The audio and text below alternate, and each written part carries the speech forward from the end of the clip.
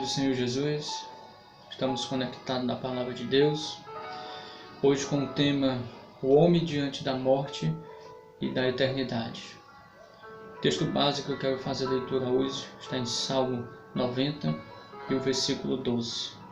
A Palavra do Senhor nos diz: ensina-nos a contar os nossos dias, de tal maneira que alcancemos corações sábios. A Bíblia, ela diz que é um prejuízo inestimável, que não se pode avaliar quando o homem ele não pensa no seu fim. Deuteronômio, capítulo 32 e o versículo 29 diz que dera a eles fossem sábios, que isto entendesse e atentasse para o seu fim. O nosso Senhor Jesus ele veio para trazer a luz, a vida e a incorrupção. 2 Timóteo, capítulo 1, versículo 10, vai testificar disso. E que é manifesta agora pela aparição de nosso Salvador Jesus Cristo, o qual aboliu a morte e trouxe a luz, a vida e a corrupção pelo Evangelho. Portanto, nós temos na Bíblia a única fonte que nos dá uma verdadeira luz sobre a vida após a morte. Nós vamos destacar alguns pontos sobre este assunto. E o primeiro é: a morte entrou no mundo pelo pecado. Romanos capítulo 5, versículo 12. Pelo que, como por um homem entrou o pecado no mundo, e pelo pecado a morte, assim também a morte passou a todos os homens, por isso que todos pecaram. Vejamos que no momento em que Deus ele pronunciou a sentença sobre o pecado, ele disse, lá em Gênesis capítulo 3, versículo 19: no suor do teu rosto comerás o teu pão até que te tornes a terra, porque delas fostes tomado, porquanto és pó, e em pó te tornarás. A morte, ela atingiu a todos os homens, e a única exceção a esta sentença infalível de Deus é a vinda de Jesus para arrebatar o justo da sua igreja. Podemos ver isso lá em 1 Tessalonicenses, capítulo 4, versículo 16 e versículo 17. Porque o mesmo Senhor descerá do céu com alarido e com voz de arcanjo, com a trombeta de Deus, e os que morreram em Cristo ressuscitarão primeiro. Depois nós, os que ficamos vivos, seremos arrebatados juntamente com ele nas nuvens, a encontrar o Senhor dos ares, e assim estaremos sempre com o Senhor. Dois exemplos que nós podemos ver no Antigo Testamento de homens que não viram a morte foi o de Enoque, que está lá em Gênesis capítulo 5, 24, e andou Enoque com Deus, e não apareceu mais, porquanto Deus para si o tomou. E do profeta Elias, está lá em 2 Reis, capítulo 2, e o versículo 11. E sucedeu que, indo eles, andando e falando, eis que um carro de fogo, um cavaleiro de fogo, os separou um do outro, e Elias subiu ao céu em um redemoinho. Veja que esta é a única exceção do homem justo não morrer fisicamente, que é no dia do arrebatamento da igreja. Segundo ponto que nós podemos destacar: a certeza da morte, ela faz a vida instável e passageira, ou seja, inconstante. A Bíblia ela usa várias figuras para mostrar a instabilidade da vida. Exemplos na Bíblia nós vamos ver no Salmo 90, versículo 9: pois todos os nossos dias vão passando na tua indignação, acabam-se os nossos anos como conto ligeiro.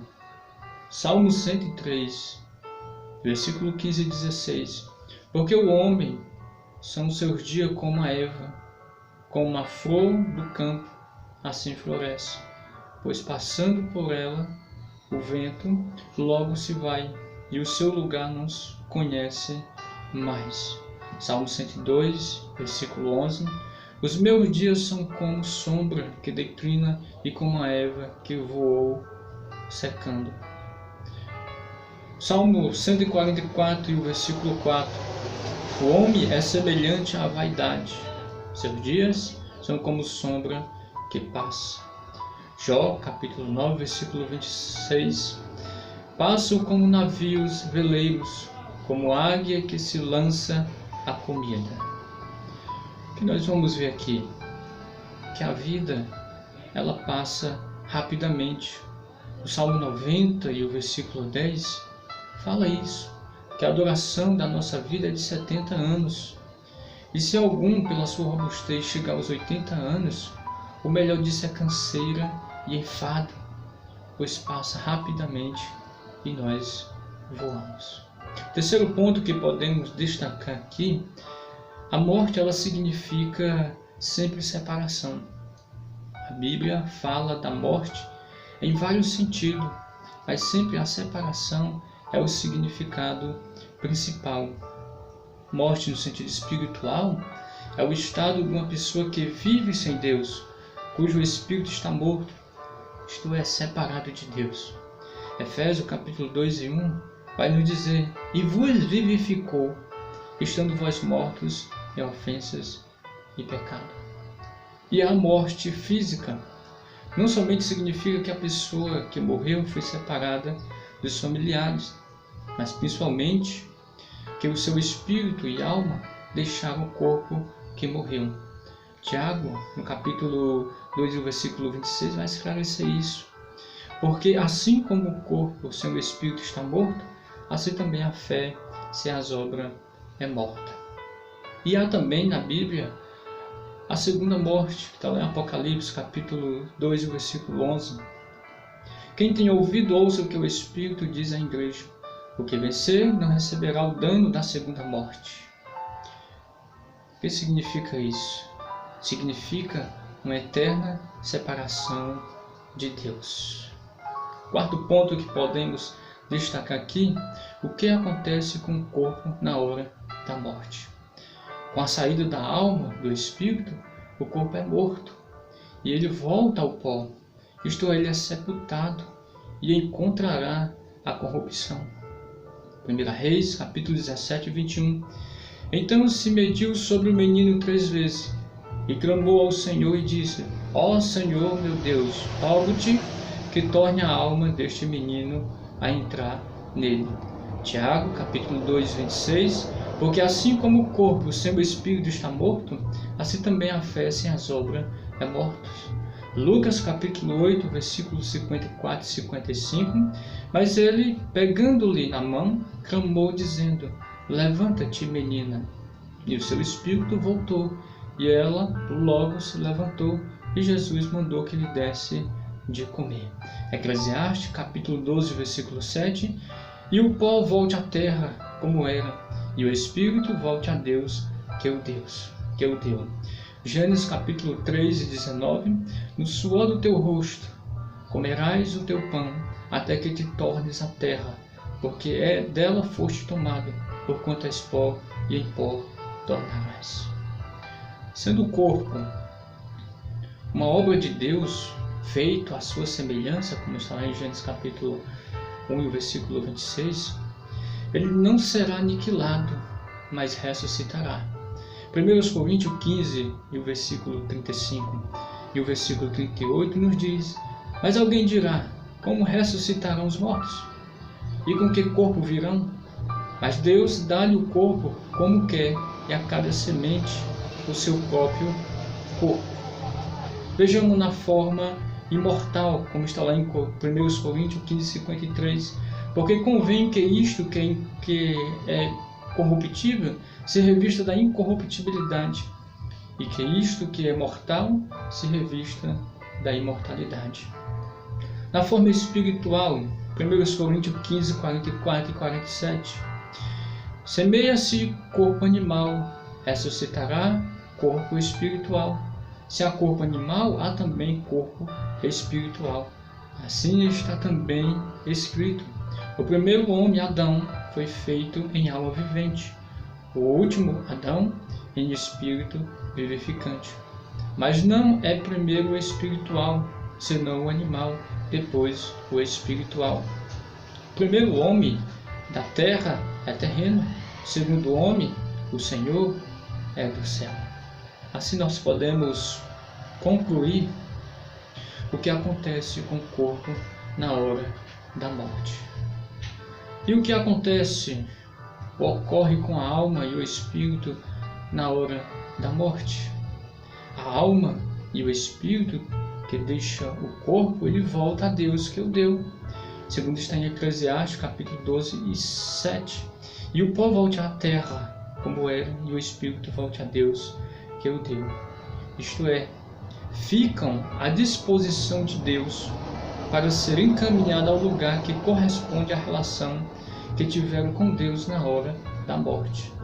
Ali aguardará o dia da ressurreição.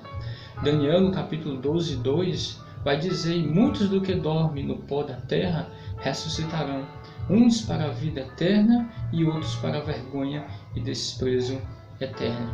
É isso que ocorre com a alma e o espírito na hora da morte. Podemos destacar também porque não existe possibilidade para a salvação após a morte. Porque o profeta Isaías, no capítulo 55 e 6, vai dizer: buscai ao Senhor enquanto se pode achar, invocai-o enquanto está perto. A esperança do homem é enquanto está vivo. Eclesiastes capítulo 9, o versículo 4, vai nos dizer: ora, para o que acompanha com todos os vivos a esperança, porque melhor é um cão vivo do que um leão morto. Por isso o tempo aceitável e o dia da salvação se chama hoje. 2 Coríntios capítulo 6, versículo 2. Porque diz: ouviste em tempo aceitável e sorriste no dia da salvação. Eis aqui agora o tempo aceitável, eis aqui agora o dia da salvação. Hebreus capítulo 9 e o versículo 27 diz: e como aos homens está ordenado morrerem uma vez, vindo depois disso o juízo. Por isso, não há possibilidade de salvação após a morte. O dia se chama hoje. Para concluir, Jesus ele vai falar na sua palavra que ele tem a chave da morte e do inferno. Ele será o juízo final.